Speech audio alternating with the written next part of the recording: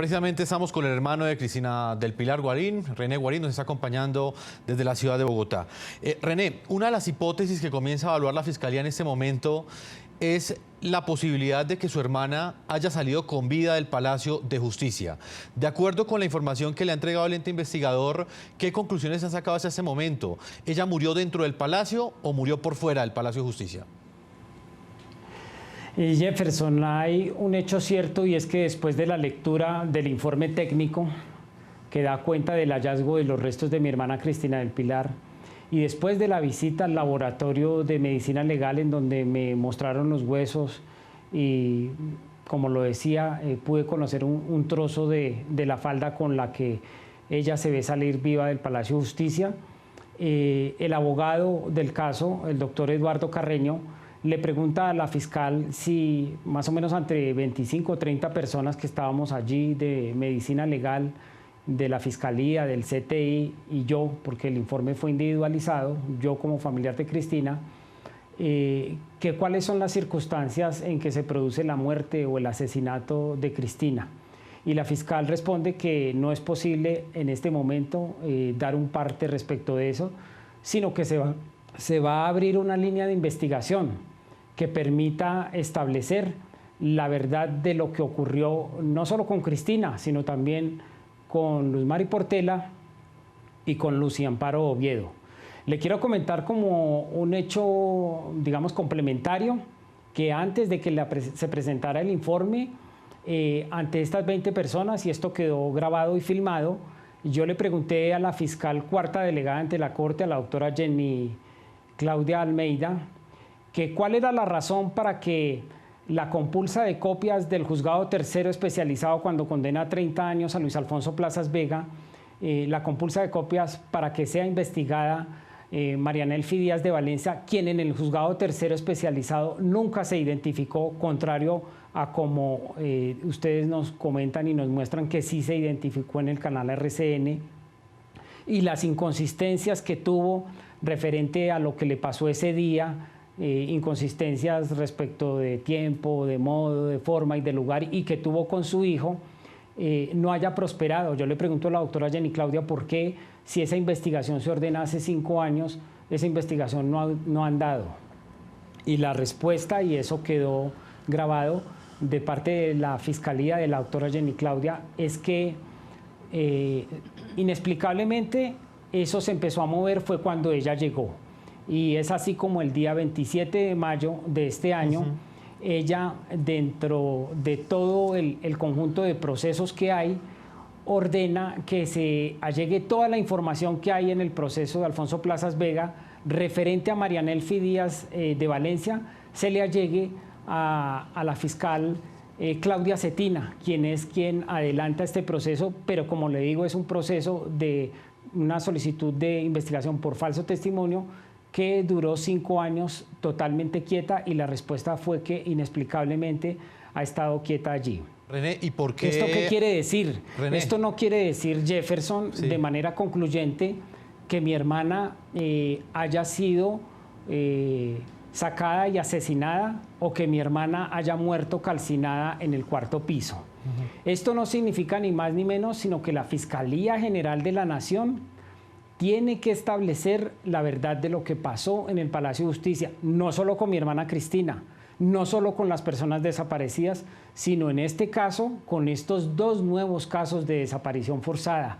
Y esa es la línea de investigación que promete la Fiscalía adelantar. E incluso ya Medicina Legal ofreció hacer unas disculpas públicas, René, el día 6 de noviembre. Sobre ese punto que usted me toca, me llama la atención algo. ¿Por qué mandar a investigar a una persona que podría aportar información para esa verdad que todos estamos esperando? Sí, mire, Jefferson, le cuento como anécdota que no fuimos los abogados de los familiares de los desaparecidos, ni fuimos los familiares de los desaparecidos, ni los abogados nuestros, quienes solicitamos, por ejemplo, a la Corte Interamericana que llamara como testigo a Mariana Elfi Díaz de Valencia para que aportara lo que conoce y lo que vivió en el Palacio de Justicia. Fue el mismo Estado quien la propuso como testigo ante la audiencia de la Corte Interamericana, y fue el mismo Estado que después de que vio de todas sus inconsistencias en el juzgado tercero especializado, no la llevó a la audiencia de Manaus, Brasil. Y no la llevó, no estuvo presente Marianelfi Díaz de Valencia, y el argumento que da el Estado es que no la pudo ubicar. René, es decir, aquí pueden ubicar fácilmente a Jefferson Beltrán, a René Guarín, a Timochenko, a cualquier persona en Colombia. Pero a Marianelfi Díaz de Valencia, que el Estado la propuso como testigo de ese Estado en la audiencia de la Corte Interamericana, no la pudo ubicar ni la llevó. ¿Y no es contradictorio que mientras la justicia en Colombia la manda a investigar, el Estado haya contemplado utilizar ese testimonio precisamente para defenderse ante el sistema interamericano de derechos humanos? Pues la valoración que yo hago de todo esto es que el Estado en la organización de su defensa pensó en determinado momento, como pudieran pensar muchos colombianos, y es válido, que la persona que sale cargada en hombros pues, de un soldado no es Cristina Guarín, sino es Marianelfi Díaz de Valencia. Corresponde dar esa respuesta no a René Guarín, no a los abogados de los familiares, sino a la defensa del Estado, que ante la Corte Interamericana tuvo esta serie de vacíos que le estoy presentando. Uno de ellos, la no presentación de la testigo que propuso inicialmente Marianelfi Díaz de Valencia, y más aún, Jefferson, la lentitud que ha tenido la Fiscalía durante 5 años con esa investigación, que como le digo, ayer la respuesta fue inexplicablemente esto lleva quieto 5 años, pero en mayo 27, señor Guarín, yo comencé a mover la investigación. René, ¿usted no contempla la posibilidad de que esa mujer realmente diga la verdad? Bueno, yo no contemplo ninguna posibilidad en el sentido de que ella esté mintiendo o esté diciendo la verdad.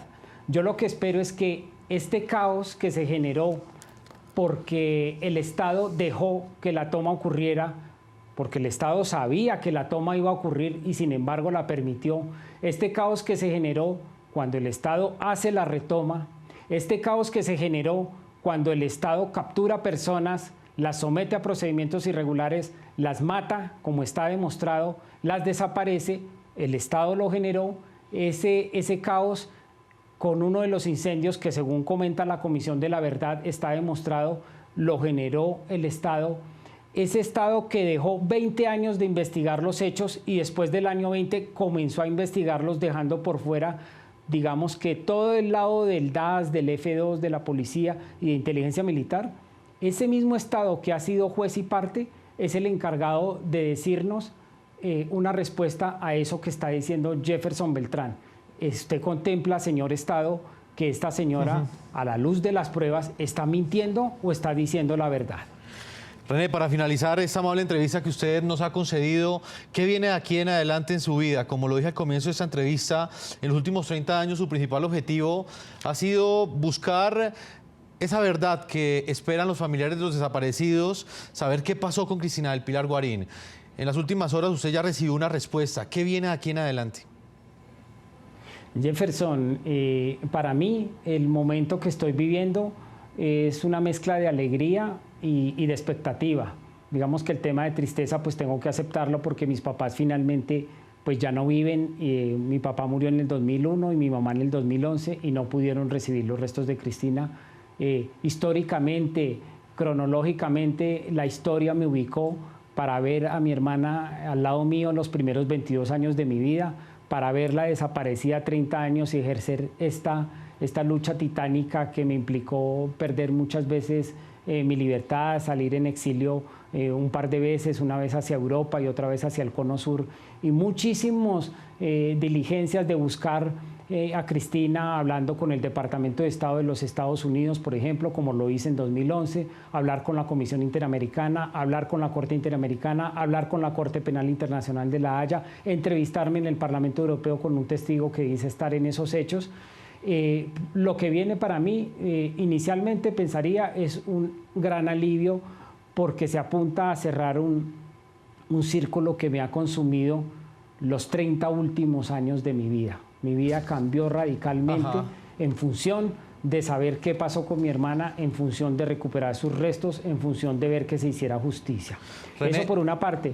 Y por otra parte, pues yo espero que el Estado nos cuente tanto a la familia Ferrer como a la familia Guarín, a René, cuál es la verdad verdadera. Eso no le corresponde ni a la familia Ferrer ni a la familia Guarín. René, ¿y usted cree que eso será posible teniendo en cuenta esa cantidad de aspectos, de particularidades que tiene este proceso del Palacio de Justicia? Y se lo pregunto a usted porque es una de las personas que más conoce este proceso, como lo conoce el coronel Plazas, como lo conocen los familiares de los desaparecidos, como lo conocen los diferentes militares que han sido involucrados en estos hechos. ¿Será posible en algún momento construir una verdad histórica o sencillamente las mismas contradicciones de los hechos harán imposible este objetivo? Bueno, si vamos a hablar de creencias, yo realmente mi vida no la baso en creencias, sino en certezas, pero yo creería que esto que pasó ayer, de que el Estado me pudiera presentar un informe de hallazgo de los restos de mi hermana, demuestra que cuando el Estado quiere, puede. René, pues le agradezco el tiempo que usted le ha concedido al programa La Noche de NTN 24 y claramente lo seguiremos consultando para saber qué avances va a entregar la Fiscalía frente al caso, no solamente de la muerte de su hermana, sino también de las desapariciones de los otros 10 colombianos que desde el 6 y 7 de noviembre de 1985 sus familias no tienen ninguna noticia. Muchas gracias, Jefferson, y feliz noche.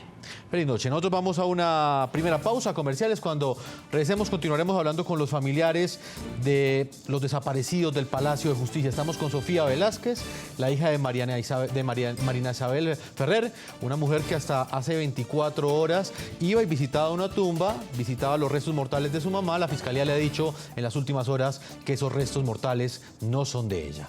Una pausa y ya regresamos a la segunda parte de este programa La Noche.